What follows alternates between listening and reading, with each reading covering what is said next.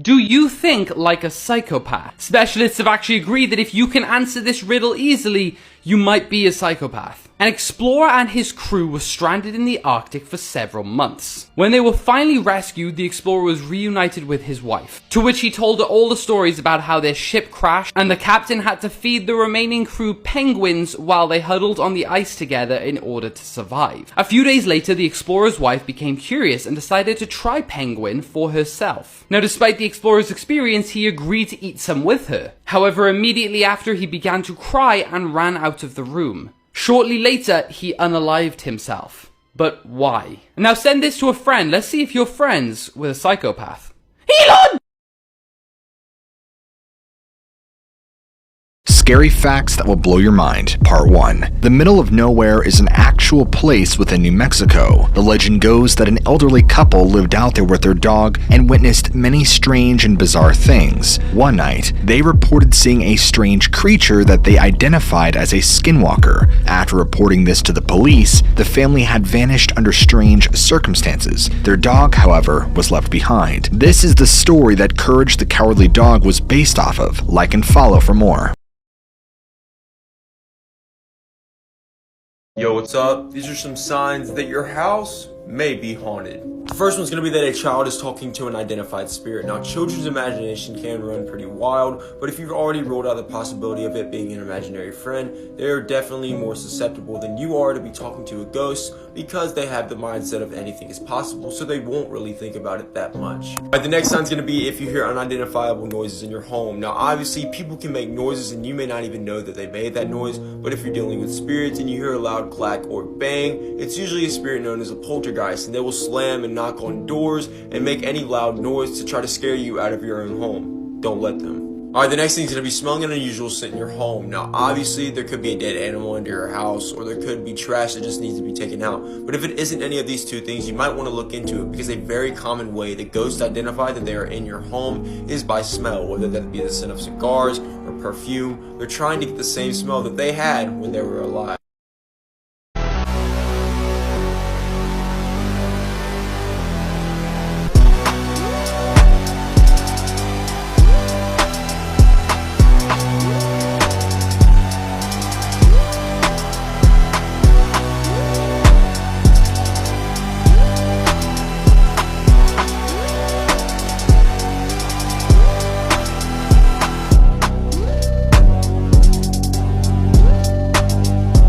Okay, here's something you could tell your teacher in class tomorrow. According to a first-of-its-kind study, banning mobile phones in schools does not help kids' grades or behavior as intended. They gon' hate this one. The study was the first in the world to look at 1,227 students across 30 schools, some of which had strict cell phone bans, while others you could doom scroll TikTok at lunch. And guess what? No difference in mental health, no difference in academic performance, and no difference in their sleep, exercise, or classroom behavior. So, what did it do? Well, kids in those stricter schools did spend less time on their phones. But, key point, only in school hours. And the fact that it didn't lower overall screen time suggests that those kids were only making up for lost time once they're out of school, which isn't ideal. But before you go thinking that this is your golden ticket to getting cell phones back in class, I don't think that's about to happen. The study's lead author said that these results show us that we need to do more than just ban phones in schools in order to tackle the negative impacts that excess phone use does have on children. I look forward to reading all the angry messages from teachers tomorrow.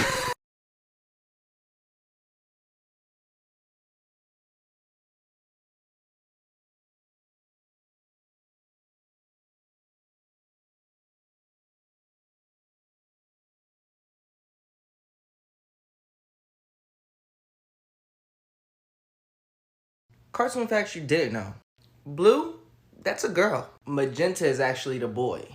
Tweety Bird isn't a girl. Tweety Bird is actually a boy. BMO actually has no gender. Can you guys please stop calling this guy Zelda? His name is Link. Goofy is not a dog. He's an Aberdeen Angus cow. Like this video if you want a part 2. The picture behind me might look like a normal photo, but it's actually one of the most sinister, real-life haunted photos in history. Taken by a professional photographer in 1972 as guests arrived for a wedding, everything in this picture looks happy and normal. But if you take a closer look at the man standing in black, you'll see something odd. You can actually see somebody in white crouching behind the man. All 4 of the people in the picture said that there was no one behind them when it was taken.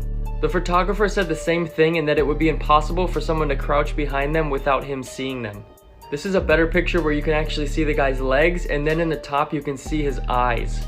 The picture was even examined by police photographers, and they confirmed that it was genuine. People are requesting the controversial story Playground to be made into a movie. You know, the story where a bunch of kids get unalived in Saw trap-like fashion, and they're even wanting the Saw producers to make it, but here's why that's never gonna happen. One child is used as a human surfboard and is going through a series of spiraling saw blades, and she is turned into nothing but a pile of mush and human flesh ribbons. That isn't even the craziest part of this book either. Playground would need to be toned down so much for so many reasons in order to be made into a movie, and at that point it wouldn't even resemble the original source material. And the Saw producers, my buddies Mark and Oren, have certain lines that they do not want to cross for the movies. They have stated that they never want to see a child in an actual active saw trap machine. And when the writers of Saw X said that they wanted to put Carlos in a saw trap, a child, the producers actually said no. They said it would be too disturbing, too much for audiences, and they had no interest in putting this in their movie. But the writers pushed back a little bit on this, and they said that they were going to use this to help elevate the story, and it was going to up the stakes a lot, and we wouldn't really see anything brutal happen to Carlos. And the producers said, okay, we'll give it a try. And that's my main point here. I understand why people see Playground and they're like, oh, it's gory, it's like Saw, maybe the Saw people would do this, but it just will not. Playground is a splatterpunk novel. It is not traditional horror. The whole point is to go to extremes and be over the top and as gross, as nasty as you can. The idea is to say down with the censorship and just do whatever you want, basically. Splatterpunk authors and game developers don't want anything to be off the table. They want to be as extreme and as horrific as they can to get the best scares possible in their minds. If Playground were made into a film, it would be way more intense than any of the Terrifier movies combined, but just imagine that, but with children. It just wouldn't be allowed to happen. Also, over on my pod, I've been covering controversial and graphic horror films. Last week we did Megan is Missing, and next week we're doing Martyrs, so go check that out if you want. Psychology hacks you need to know. If someone is trying to make you decide something in a hurry, they're most likely giving you a bad deal, and you should just walk away. If a person is trying to intimidate you, stare at their forehead with a blank expression. This will psychologically make them self-conscious. Chewing gum when you're nervous really does help, because your brain thinks, I'm eating, so I must not be in danger. If you want to know if someone is interested in what you're saying, cross your arms. If they cross their arms too, this is called mirroring, and it actually means they're interested in the conversation. If you need to remember to do something tomorrow, just put something in your room out of place. The next day, you'll see this item out of place and you'll remember why you put it there. Finally, if 2 people are arguing, stand in between them and eat something. It'll help alleviate the tension. Fun fact. Often called one of the most perfectly designed objects to ever be built, we've all sat on a monoblock chair. And it's estimated more than 1 billion of them have been made since they began production in the 1970s. The monoblock chair transcends time. Look at these photos. Tell me what year they were taken. You can't. The monoblock chair is so perfectly designed, unlike cars, TVs, or phones, it's never changed. And since its design was never patented, we aren't actually sure who designed it. Credit is usually given to Douglas Simpson as the original designer and Henry Massonette as the mass producer. Monoblock chairs are really a product of industry. As injection molding became more refined in the 1970s, monoblock chairs were able to be produced on an insane scale and at a very minimal cost.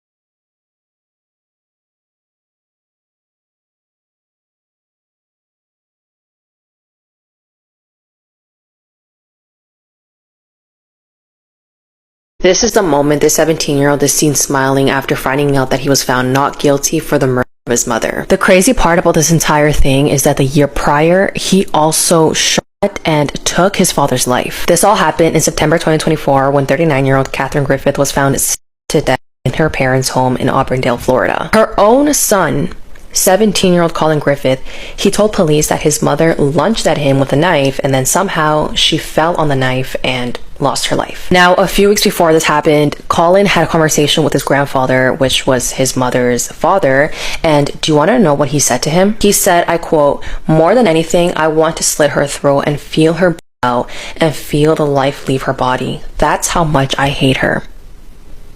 That's what he said to his grandfather. Witnesses also saw Colin and his mother arguing outside the house, and they saw him grab his mother by the hair and drag her inside the home. Now, the part that had my jaw on the floor was finding out that the year prior, Colin also and took his father's life. During the trial, this detail was not allowed in court, which means that the jury did not know that Colin also took his father's life, because I'm sure that if they knew this, the outcome would have been a lot different. It's actually terrifying that this man is just out and free, and in my opinion, he could potentially be a serial killer, and it's just a matter of time until he does this again.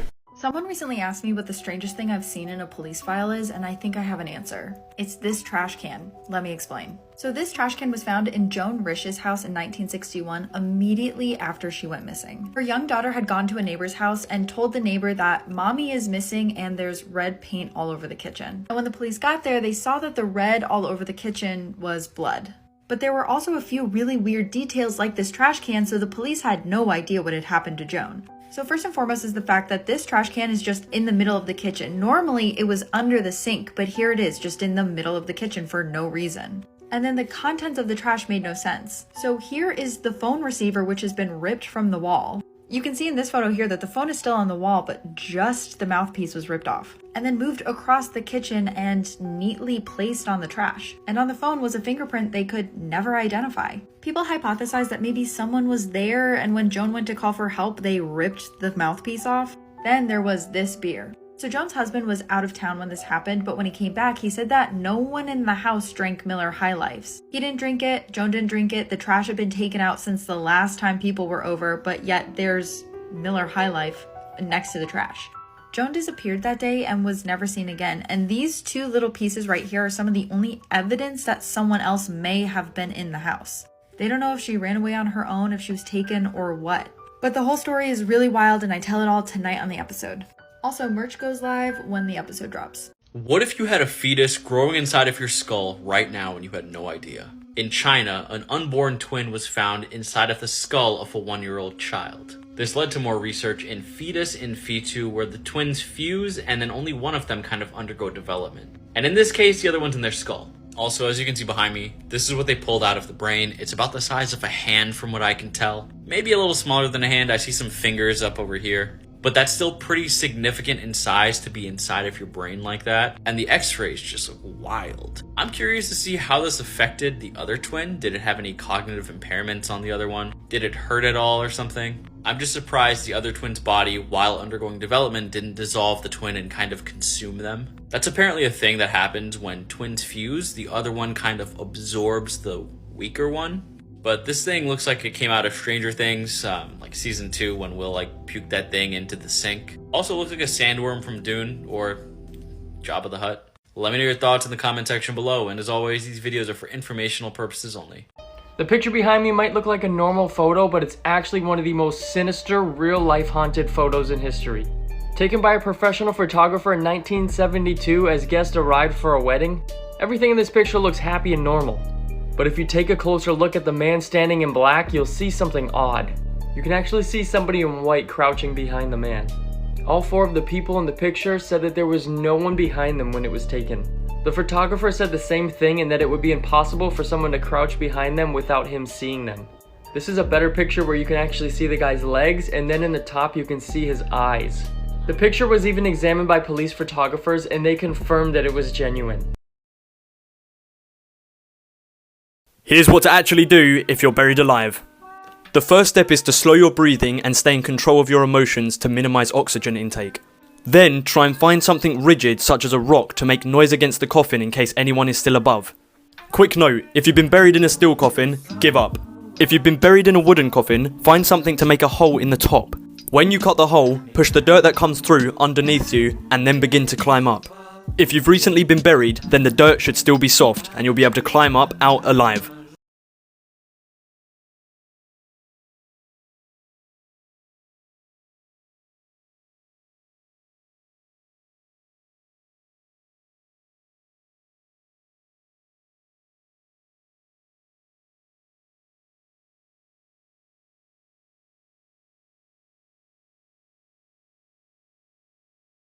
I don't know if it's just me, but animal nerds piss me off, bro. Because for some reason, they always have to tell you the darkest fact about your favorite animal that you didn't even ask. And I'm gonna do it again. Matter of fact, what's your favorite animal? Favorite animals are otters and seals.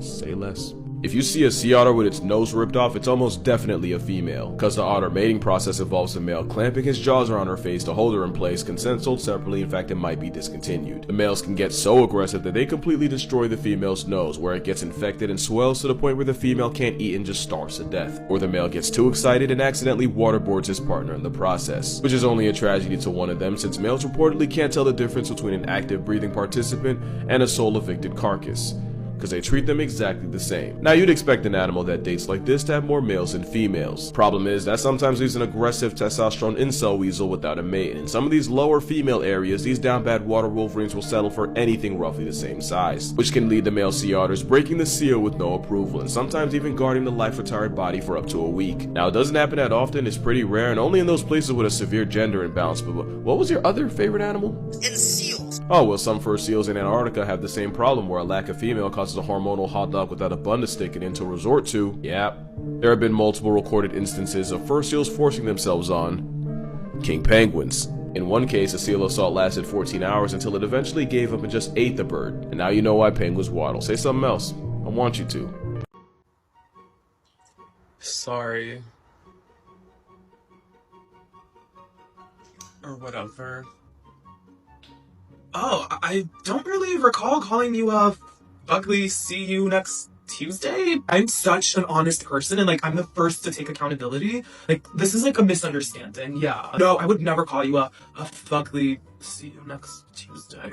I'm so sorry. I'm so sorry for caring about you. I'm so sorry for only wanting the best for you. I'm so sorry. Sorry. Happy? How am I always sorry? Are you ever sorry?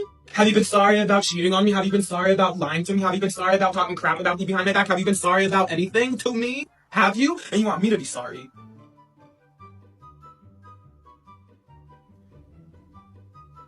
You are way too sensitive. The world owes me an apology. Oh, it's your victim mindset.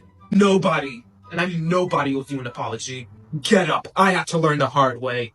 The Grammys are not real because you're gonna sit here and tell me that Billie did not win one single award after being nominated in 7 categories? How is this even possible? Hit Me Hard and Soft was the best album in 2024. I don't care what anyone says. And I swear that throughout 2024, all I heard on the radio was just Billie Eilish over and over and over again. On top of that, Birds of a Feather was the most streamed song in 2024 on Spotify, yet she lost Album of the Year to Beyonce. I'd be crying too if I knew my album was this good and I won 0 Grammys. The trailer for the new Final Destination movie is finally out. I don't know if I ever told you guys this, but Final Destination is literally my comfort horror franchise. We all know everyone dies, but the death scenes are always so creative, and there's just something oddly satisfying about these movies. So let's watch the trailer together. I also haven't seen it yet, so this will be a blind.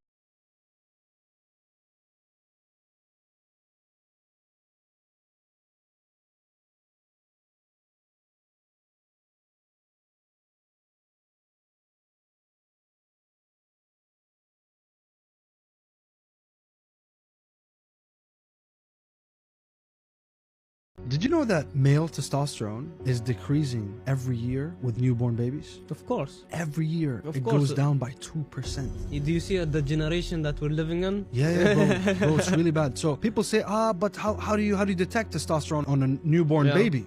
So a baby boy has the same amount of testosterone as when you count it on a teenager that's a male. Okay. You know what I mean? Yeah. So you can see the level of testosterone on a baby boy, on a kid, on a very child, like a very, very young Never child. knew that. Yeah. So they saw that it drops by 2% every year. That keeps going, frequent 2%. So males born in the 90s have double the amount of testosterone from kids born in the 2010s. Yeah. Bro, you know boys that are born in the 2020s? Very low. Like dangerously low testosterone. It's about the food, bro. I don't know, man. It's about the products. 30 years from now, this is a scientific study calculation. 30 years from now, males and females will have the same amount of testosterone count. يعني our kids. يعني انت بتكون حرمة حمد. لا محشوم. لا محشوم. What is one true crime case that you just can't stop thinking about? I always wonder what really happened to 6-year-old Catherine Corzilius. On August 7th, 1996, Catherine, along with her mom Nancy and her brother Chris, were out running errands. Catherine's dad was Paul Corzilius, who at the time was the tour manager for John Bon Jovi. That day was Paul's birthday, so they were all out looking for a present for him. They all lived on Elder Circle, which is a small neighborhood near Austin, Texas. When they got back to Elder Circle, Catherine wanted to pick up the mail from the community mailbox and then walk home. The mailboxes were only about an eighth of a mile from their home, and Catherine had done this a few times before, so her mom let her.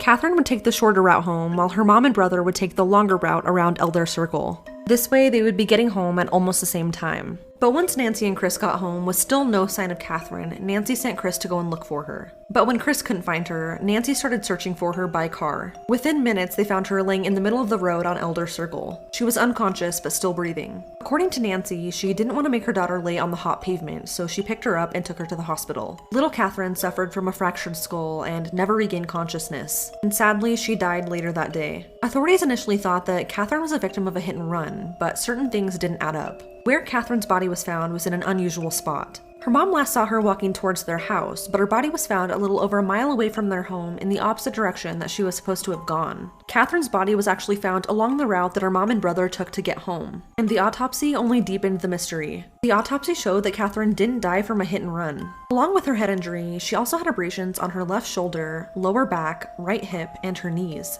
The ME found that Catherine had either jumped, fallen, or was thrown from a moving vehicle. One theory investigators came up with was that Catherine maybe tried to hold on to the back of her mom's car on the drive home, but fell off. This would explain the location of where her body was found. But her family did not believe this, so they hired a PI. The PI noted that it was a really hot summer day, and at the time, Catherine's left thumb was broken and in a splint, so it would have been really difficult for her to hold on to anything. And it's likely her mom would have seen her in the rearview mirror. Catherine's family believes she was abducted and murdered. After her death, investigators brought in a canine unit that tracked her scent to a vacant lot 30 yards from the mailboxes, but it was lost after that. This sparked a theory that Catherine was approached by an attacker at the mailboxes, ran into the lot, was caught and thrown into a car, struck in the head, and then was thrown out of the vehicle where she was found. Nancy also stated that it appeared her daughter's body was laid out for her to find. Her hair was smoothed down, her clothes were straight, and her sandals were still on. Unfortunately, there's never been any answers in this case, and it's still labeled a suspicious death. John Bon Jovi wrote a song dedicated to Catherine called August 7, 415. And sadly, in March of 2020, Catherine's brother Chris, who grew up to be a police officer, was tragically killed in a car accident.